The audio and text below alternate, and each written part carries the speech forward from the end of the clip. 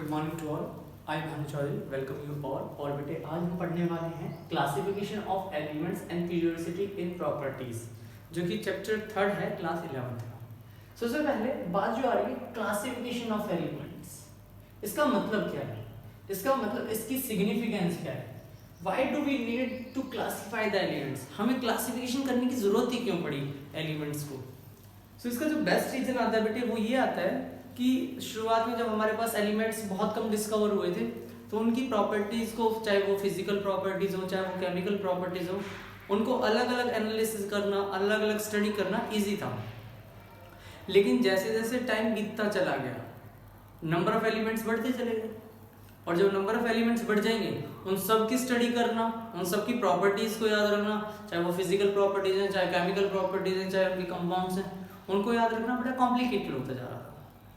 अब जैसे जैसे टाइम बीतता गया तो एलिमेंट्स को याद करना कॉम्प्लिकेटेड हो गया, तो उन्होंने क्या करा, ग्रुप्स बना दिए। क्या करा, ग्रुप्स बना दिए, कैटेगरीज में डिवाइड कर दिया। ये ग्रुप ए एलिमेंट है, या ग्रुप बी एलिमेंट है, ग्रुप सी एलिमेंट है। इस तरह से एलिमेंट्स का क्लासिफिकेशन कर दिया सो दैट कि आप एक ग्रुप की सारी इंफॉर्मेशन ले लें और जितने भी एलिमेंट्स उस ग्रुप में बिलोंग कर रहे हैं आपको उन सारे एलिमेंट्स की प्रॉपर्टीज का एक आइडिया हो जाएगा। और ये जो आइडिया होगा ऐसा हो सकता है कि या तो उनके बारे में पता लग जाए कि इलेक्ट्रोपॉजिटिव है या इलेक्ट्रोनेगेटिव है, या मेटल्स है या नॉन मेटल्स है, या फिर कह सकते हैं कि आयनेशन एनर्जी कम है या ज़्यादा है। इसके साथ साथ हमें पीरियोडिसिटी के बारे में भी पता लगा। पीरियोडिसिटी का मतलब क्या है, जो प्रॉपर्टीज हैं वो रिपीट हो जाए आफ्टर सर्टेन इंटरवल, कोई एक पर्टिकुलर इंटरवल के बाद में जो प्रॉपर्टीज हैं वो रिपीट हो जाए, या प्रॉपर्टीज इंक्रीजिंग ऑर्डर में जाए या प्रॉपर्टीज डिक्रीजिंग ऑर्डर में जाए। तो ये तो हमें पता लग गया significance of classification of elements. So उसके बाद में हमारे पास historical development of periodic table हुआ, यानी कि अब अलग अलग साइंटिस्ट आए, उन्होंने अपनी अपनी अलग अलग पीरियोडिक टेबल बनाई। आज जो हम क्लास में पढ़ने वाले हैं फर्स्ट पार्ट में, उसके अंदर हम 4 साइंटिस्ट को और उनके पीरियोडिक टेबल्स को पढ़ने वाले हैं, जिसके अंदर सबसे पहले है डॉग्नेयर्स ट्रायड्स, दूसरा है न्यूलैंड्स लॉ ऑफ ऑक्टेवियस, तीसरा है Lothar Meyer arrangement, and the third one is your Mendeleev periodic table. तो शुरुआत करते हैं डॉग्नेयर ट्रायड्स। डॉग्नेयर ट्रायड्स क्या था, देखो बेटे नाम से ही पता लग रहा है ट्राइवर्ड आ रहा है। ट्राइवर्ड का मतलब 3। तो डॉग्नेयर साहब ने क्या किया, 3 एलिमेंट्स लिए और उनका एक ग्रुप बनाया। उनमें जो एलिमेंट्स रखे increasing order of their atomic weight रखे। लेकिन मेन जो बात ये बता रहे थे वो ये बता रहे थे कि अगर फर्स्ट एलिमेंट और लास्ट एलिमेंट के एलिमेंट का एटॉमिक वेट का अरिथमेटिक मीन लिया जाए तो वो मिडिल एटम के बराबर है। मैं जो बात कह रहा हूं सुनिए। हम पढ़ने वाले हैं आज डॉग्नेयर ट्राइड्स। देखो बेटा आपको इस वर्ड से समझ में आएगा, ट्राई मींस 3। तो इन्होंने क्या करा, 3 एलिमेंट्स के ग्रुप बना दिए। 3 एलिमेंट्स के ग्रुप किस तरह से बने, मान लीजिए ये रहा। सबसे पहले जैसे उन्होंने लिया लिथियम, सोडियम, पोटेशियम। तो उन्होंने क्या करा, increasing order of their atomic weight लिया। इसमें क्या करा, उन्होंने कहा कि फर्स्ट एलिमेंट और थर्ड एलिमेंट के एटॉमिक वेट का अरिथमेटिक मीन लिया जाए तो वो अप्रोक्सीमेटली और नियरली सेम होगा मिडिल एटम के। जैसे कि लिथियम का एटॉमिक मास कितना होता है 7, सोडियम का पोटेशियम का एटॉमिक मास कितना होता है 39। इन दोनों का अरिथमेटिक सोडियम के एटॉमिक वेट के इक्वल होना चाहिए। तो करके देख लेते हैं। 39 plus 7 divided by 2, that is 46 divided by 2, that equal to 23। यानी कि सोडियम का एटॉमिक वेट कितना होता है 23। और डॉग्नेयर साहब ने जो बात कही वो भी बिल्कुल सही कही। उन्होंने एक और एलिमेंट का ट्राइड बनाया जिसको हम बोलेंगे chlorine, bromine and iodine. Chlorine, bromine and iodine. Chlorine, bromine, iodine में क्या हुआ, उन्होंने देखा कि क्लोरीन का एटॉमिक नंबर कितना होता है, एटॉमिक वेट कितना होता है 35.5। आयोडीन का कितना होता है 127। इन्होंने क्या करा, अरिथमेटिक मीन निकाला। 127 plus 35.5 divided by 2, that is equal to 162 divided by 2।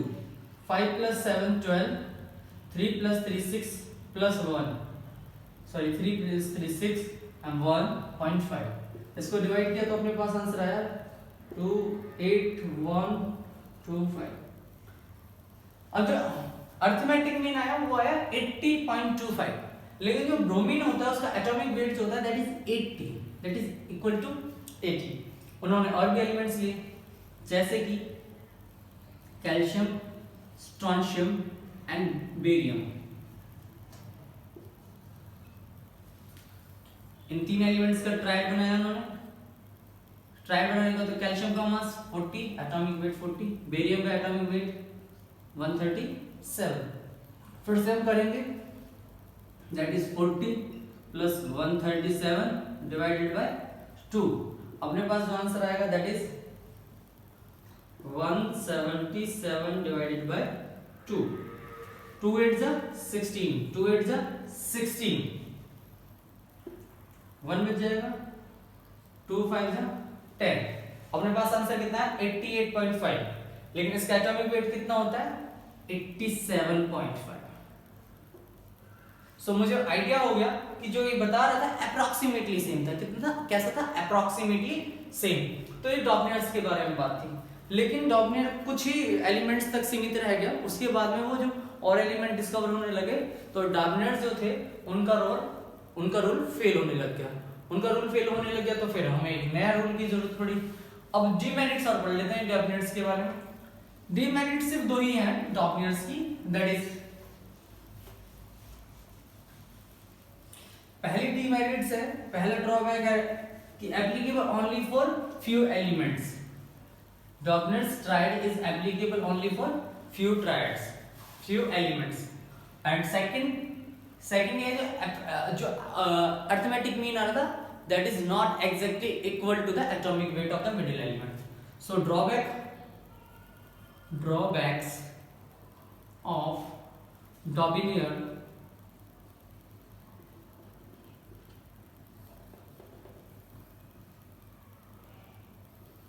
Triads. तो पहला ड्रॉबैक क्या है,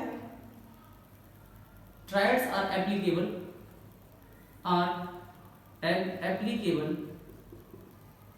ओनली फॉर फ्यू एलिमेंट्स। ये कुछ एलिमेंट्स पे ही एप्लीकेबल था, सारे के सारे एलिमेंट्स पे एप्लीकेबल नहीं था। दूसरी बात, the arithmetic mean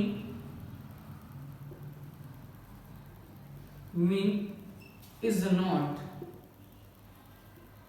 exactly same, is not same with the bus उसी से कौन सा same, the arithmetic mean is not same as the atomic weight of middle atom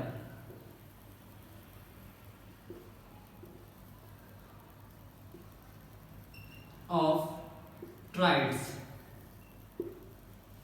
ये ड्रॉबैक हो गए डॉपनर्स के बारे में बेटे। This is all about the Dobereiner. Dobereiner के बाद में हमें जो नेक्स्ट पढ़ना है that is Newlands law of octaves. चलो शुरू करते हैं Newlands law of octaves. Newland law of octaves क्या था, जो न्यूलैंड थे इनका पूरा नाम था जॉन अलेक्जेंडर न्यूलैंड, और he is a music lover personality. तो अब बाकी की बातें मैं बताता हूँ। शुरू करते हैं अपना topic, Newlands law of Octavius.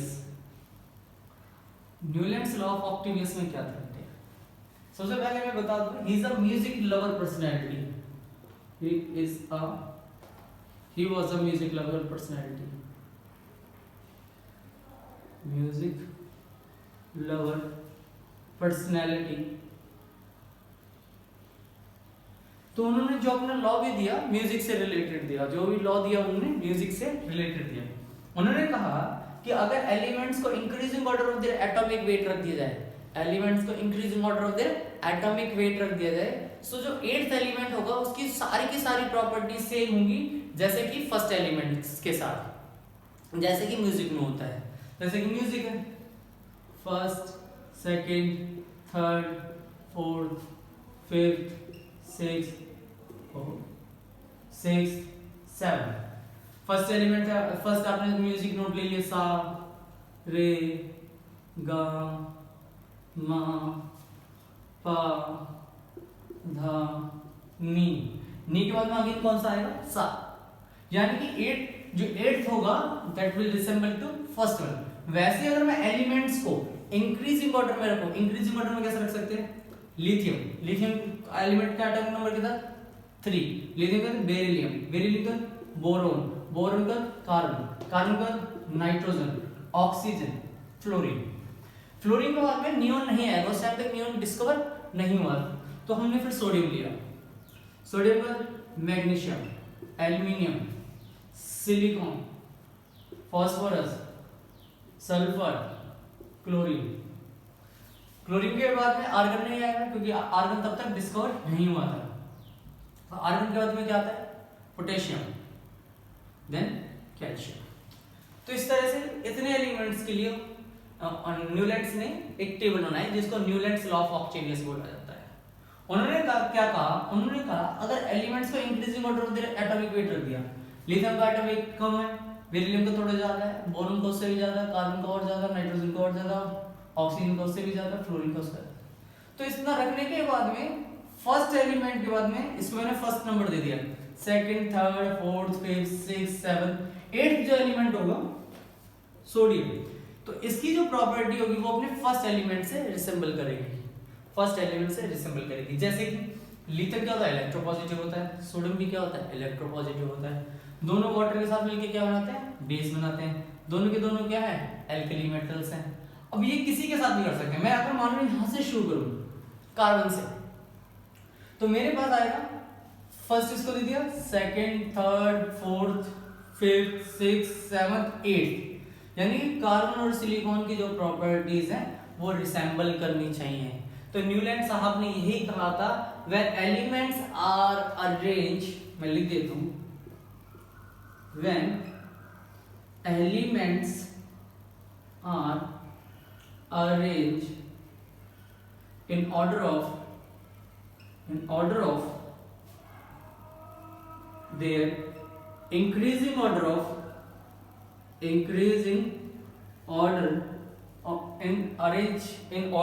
their increasing atomic weight, increasing atomic weight, then first element properties, first element properties bracket में डाल देना फिजिकल और केमिकल, फिजिकल और chemical, similar to the eighth element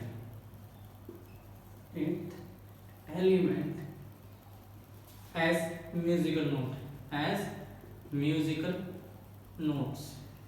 जैसा कि म्यूजिकल नोट्स में होता है वैसे ही अगर फर्स्ट एलिमेंट की जो प्रॉपर्टीज होगी, चाहे वो फिजिकल हो केमिकल हो, सिमिलर होगी एट्थ एलिमेंट की।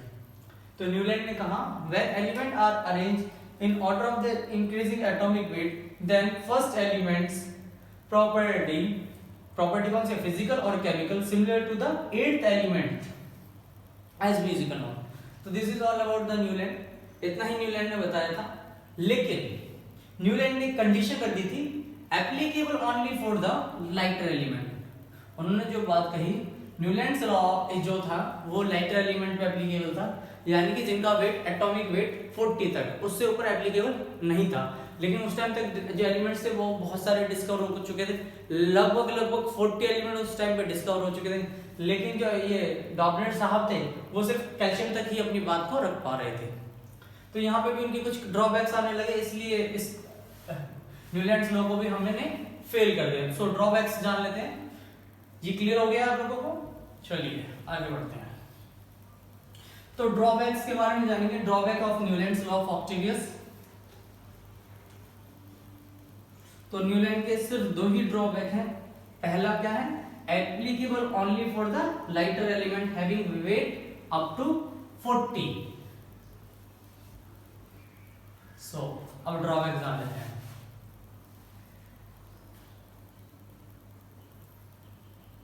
ड्रॉबैक्स, पहला ड्रॉबैक है Newlands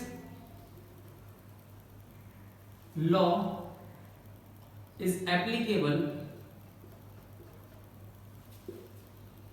Newland's law is applicable only and only for lighter elements having weight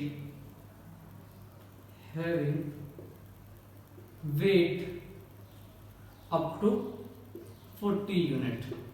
यानी कि न्यूलैंड्स जो था उसके जो एलिमेंट थे अगर उसका वेट 40 से कम है तो ही एप्लीकेबल है और अदरवाइज एप्लीकेबल नहीं है। दूसरी जो कंडीशन थी वो ये थी कि उसी के टाइम पे न्यूलैंड साहब के टाइम में ही बाद में जाके नोबल एलिमेंट्स की डिस्कवरी होनी शुरू हो गई थी और जैसे ही नोबल एलिमेंट्स की डिस्कवरी हो गई थी तो जो न्यूलैंड्स का जो लॉ था वो फेल कर गया था क्योंकि उस टाइम नोबल एलिमेंट्स आने पे फर्स्ट एलिमेंट 8 एलिमेंट की जो प्रॉपर्टीज थी वो सिमिलर नहीं रही थी। So Newlands law get failed when noble elements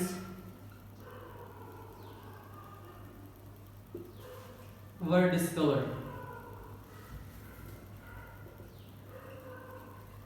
Newland's law get failed when noble elements were discovered. जब न्यूलैंड्स ने एक जो एलिमेंट्स को रखा था उसमें अगर मैं फ्लोरीन को रखा उसके बाद में मैं नियॉन को रखना शुरू कर देता या फिर मैं आर्गन को रखना शुरू कर देता तो जो प्रॉपर्टीज थी वो डिफरेंट हो जाती फर्स्ट एलिमेंट की और 8th एलिमेंट की, बिल्कुल डिफरेंट हो जाती। यानी कि न्यूलैंड्स का जो लॉ था वो फेल कर जाता। तो हमें तो इस बात का ध्यान रखना था कि न्यूलैंड्स का लॉ ये कह रहा है कि फर्स्ट एलिमेंट और 8th प्रॉपर एलिमेंट दोनों क्या होने चाहिए, दोनों की प्रॉपर्टी सिमिलर होनी चाहिए, जो कि ऐसा नहीं हो पा रहा था। तो this is all about the Newlands law of Octavius.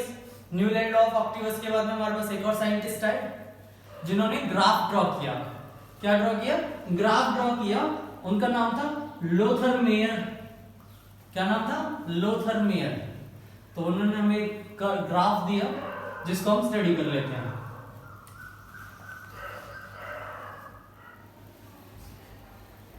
अब हम पढ़ेंगे Lothar Meyer arrangement.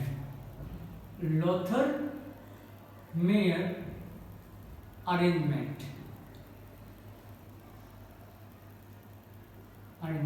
Lothar Meyer arrangement में क्या हुआ? लोथर मेयर अरेंजमेंट में उन्होंने एक ग्राफ प्लॉट किया between atomic volume and atomic weight और उन्होंने बोला कि element with similar properties occupy the similar position in graph. अगर कोई एलिमेंट है उनकी जो फिजिकल और केमिकल प्रॉपर्टीज है वो सिमिलर हैं तो उनकी जो पोजीशन होगी ग्राफ में वो भी अप्रोक्सीमेटली सिमिलर होगी। जैसे कि फॉर एग्जांपल जो पीक पोजीशन है वहां पे वो एलिमेंट्स आएंगे जो कि मोस्ट इलेक्ट्रोपॉजिटिव हैं।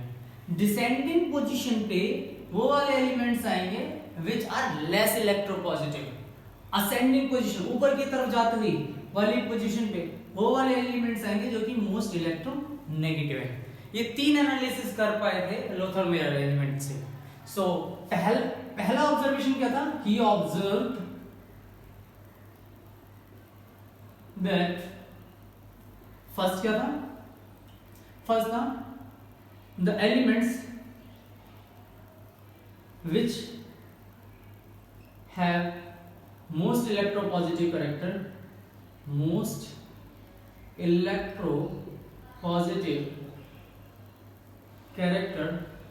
are at the peak position in graph.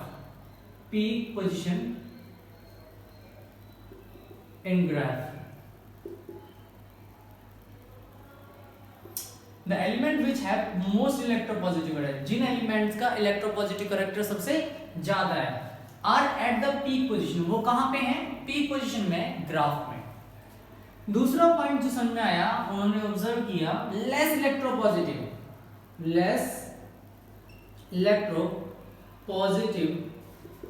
Elements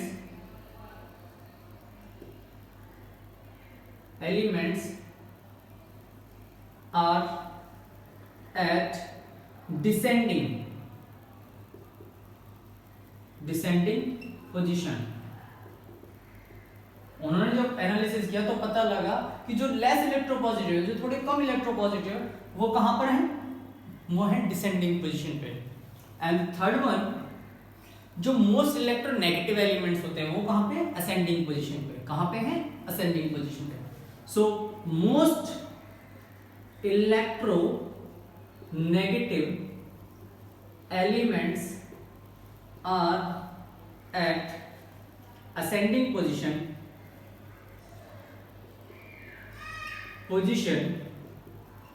in the graph, this is all about the Lothar-Meyer arrangement। Lothar-Meyer ने बहुत ज्यादा बातें नहीं बताई, तो उन्होंने सिर्फ ये 3 बातें बताई, वो भी कुछ लिमिटेड एलिमेंट्स के लिए वैलिड थी। और हम लोग, जो सबसे बड़ा ड्रॉबैक था Lothar-Meyer का, वो ये था कि वो मोस्ट इलेक्ट्रोपॉजिटिव नेगेटिव के बारे में तो बता रहा था, लेकिन बीच के एलिमेंट्स का कंपैरिजन के बारे में उनका कोई भी कंसेप्ट क्लियर नहीं था। सो Lothar-Meyer अरेंजमेंट की 3 बातों से ही हमने समझ